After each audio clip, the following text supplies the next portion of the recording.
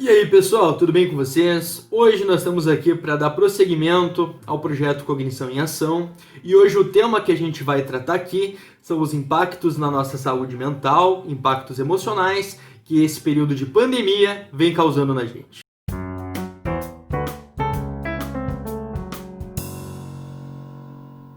Bom, e quais são os impactos emocionais mais comuns nesse momento de pandemia? O primeiro deles é o medo.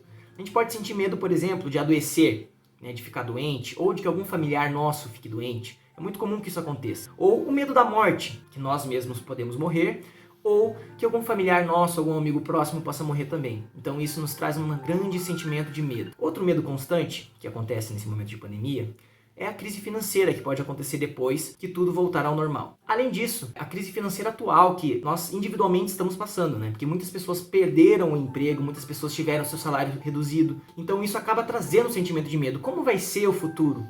Como vai ser depois que tudo isso acabar? É um sentimento muito comum que está acontecendo hoje em dia. Outro impacto emocional bem importante que a gente pode perceber nas pessoas é a questão da impotência.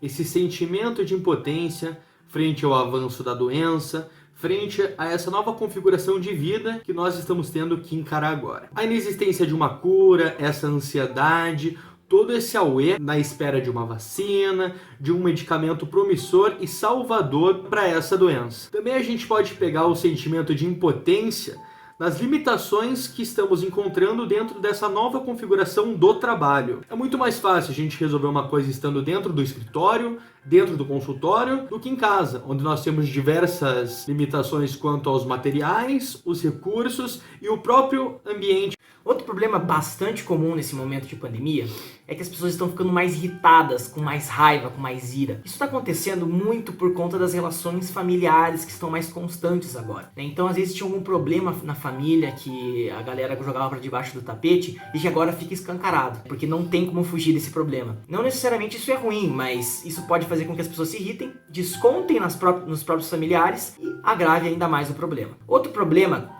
dessa irritabilidade é na questão do trabalho, Então a gente está tendo uma dificuldade grande, às vezes, com esse novo momento, para poder lidar com as funções do trabalho, e isso acaba nos irritando e fazendo com que a gente também desconte nos nossos familiares, agravando ainda mais as relações familiares. Outro sentimento que ocorre bastante nesse momento de pandemia é a angústia. E a angústia ocorre muito porque a gente tem uma dificuldade em lidar com o controle, Então a gente acha que pode controlar essa situação e na verdade a gente não pode.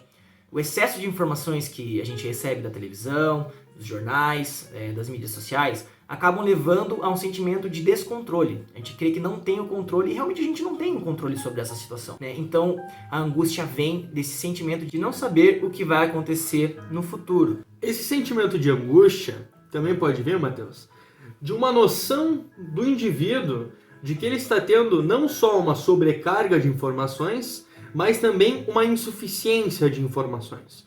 Como ele não tem um modo de agir e controlar essa situação, o indivíduo pode criar uma percepção fantasiosa de que as informações que ele tem são insuficientes. E por último aqui a gente escolheu falar um pouquinho sobre o sentimento da tristeza.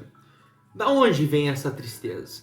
Vem desse quadro de nós estarmos isolados, vem dessa solidão de estarmos em um momento de isolamento.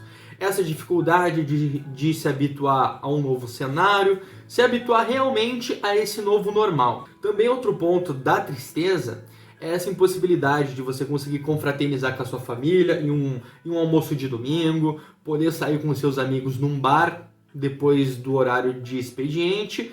Tudo isso acaba desembocando num sentimento de tristeza. E essas relações, ou essa dificuldade que a gente está tendo de se relacionar com as pessoas que a gente sempre se relacionava, ela está muito relacionada realmente a esse sentimento de tristeza. Então, qual era o normal antes da pandemia? Então a gente saía do trabalho, muitas vezes ia até um bar, fazia o famoso happy hour, ou ia para casa e curtia os filhos, curtia a família. Esse contato físico acontecia muito mais. Hoje em dia a gente tem uma questão do isolamento, até mesmo dentro de casa. Então isso está dificultando muito essas relações e está trazendo realmente um sentimento de tristeza muito forte nas pessoas. Pessoal, é de extrema importância a gente entender a maneira como a gente está agindo realmente. Como que a gente está lidando com as situações, como que a gente está lidando com o outro e como que a gente está lidando com nós mesmos nesse momento. Porque essas emoções, com toda certeza, vão influenciar e muito na maneira que você vai se comportar. Outra atitude que a gente está tomando nesse momento de isolamento, que acaba sendo ruim para nossa qualidade de vida, são os atos compulsivos. Então a gente acaba bebendo demais, fumando demais, comendo demais. Isso acaba gerando um sentimento de baixa autoestima na gente, né? Porque às vezes você fica no sobrepeso, né? Ou então você acaba ficando um pouco mais triste porque está abusando dessas substâncias. Então todas essas atitudes compulsivas, elas acabam gerando na gente sentimentos de tristeza, sentimentos de ansiedade e de estresse. A questão é a nossa percepção de como a gente está aproveitando esses momentos. Nós poderíamos estar fazendo algo produtivo, algo legal, se alimentando de maneira saudável, praticando esportes, fazendo alguma coisa realmente que seria benéfica para a nossa qualidade de vida, para a nossa saúde física ou mental. Porém, como o Matheus falou, quando você age dessa maneira, a comer de uma maneira inadequada, o abuso de substâncias como álcool, tabaco ou drogas, isso reduz a sua autoestima, porque a sua percepção da maneira que você está lidando de maneira qualitativa com o tempo prejudica e muito a autoimagem desse indivíduo num momento como esse de pandemia.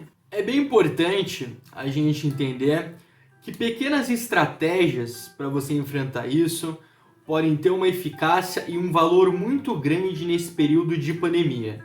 Algumas coisas que a gente pode até considerar um pouco boba ou simples demais podem ter resultados muito bons nesse momento e também fora do período de pandemia.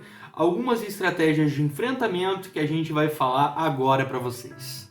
Primeira estratégia de enfrentamento que a gente escolheu aqui para passar para vocês é a questão do autocuidado. É muito importante você lembrar que você tem que descansar entre os turnos do seu trabalho. Caso você sentir a necessidade também, você pode fazer pequenas pausas durante esse expediente. De preferência, para você conseguir realizar essas pausas com uma maior qualidade, escolha um ambiente tranquilo. E não esqueça, tente manter uma boa alimentação e se hidratar durante esse período. Outra dica importante que a gente vai trazer para vocês aqui nesse momento de pandemia é que você tome muito cuidado na maneira que você vai enfrentar esses sentimentos de angústia e de ansiedade que são gerados pelo isolamento. Evite hábitos prejudiciais, como beber demais, fumar demais, usar algum tipo de droga em excesso. Tudo isso acaba dificultando ainda mais a sua qualidade de vida e a sua saúde mental. Terceira dica que a gente vai trazer aqui é você conversar com os seus colegas, seus conhecidos ou seus amigos. É muito importante e fortalecedor você trocar experiências e compartilhar vivências com outras pessoas durante esse período. Pessoas que estão passando por situações semelhantes ou parecidas, como é o caso dessa pandemia, devem conversar sobre o tema e compartilhar experiências.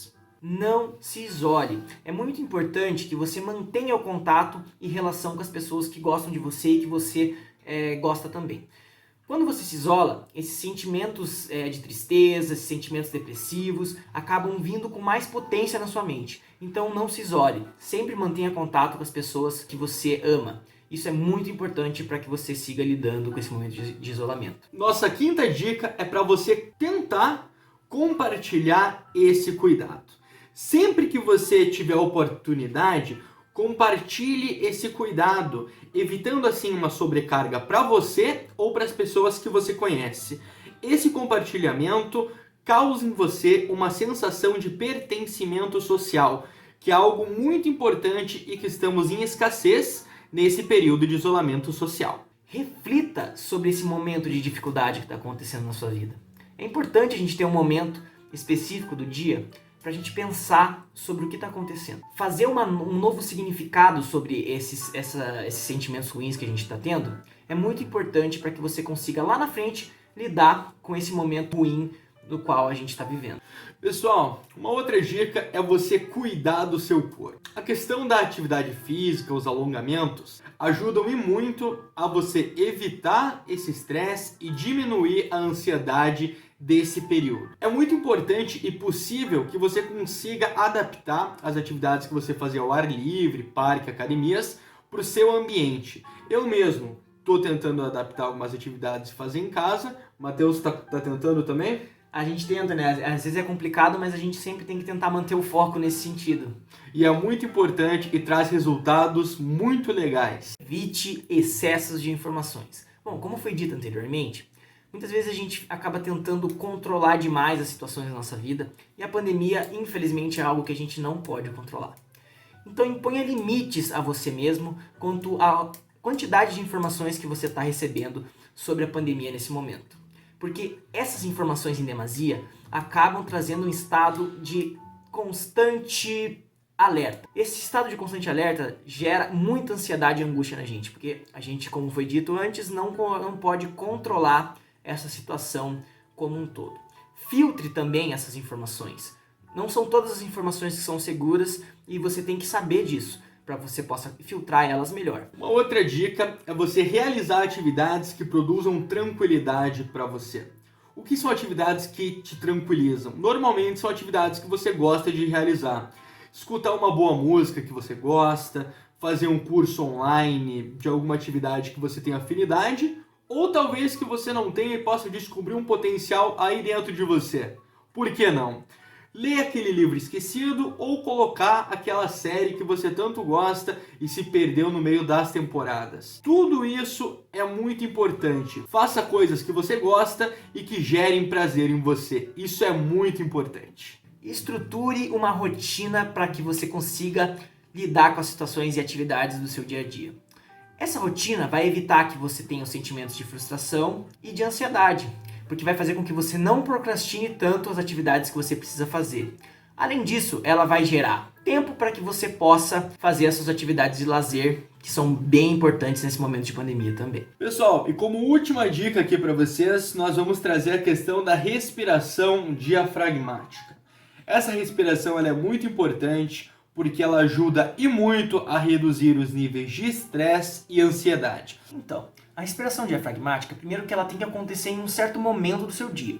As pessoas normalmente fazem essa respiração ou quando acordam ou quando vão dormir, porque é o momento em que as pessoas estão mais calmas, estão um pouco menos agitadas, e é importante fazer isso também para que de noite você possa ter uma noite de sono um pouco melhor. E a respiração diafragmática, ela acontece um pouco mais abaixo do que normalmente a gente realiza a nossa respiração. Então, casualmente a gente respira enchendo o nosso peito de ar. E na respiração diafragmática a gente faz isso pela barriga. Então a gente vai encher a nossa barriga de ar. Uma dica muito importante é que você coloque uma mão no peito e outra mão na barriga para ver qual parte do seu corpo que você está utilizando para respirar. Galera, se vocês gostaram das dicas que a gente trouxe hoje sobre o isolamento, sobre a quarentena, sobre a pandemia, não se esquece de curtir o vídeo, de compartilhar ele, de seguir a gente lá na página do Instagram, que isso vai ajudar a gente bastante. Um abraço e até mais. Valeu!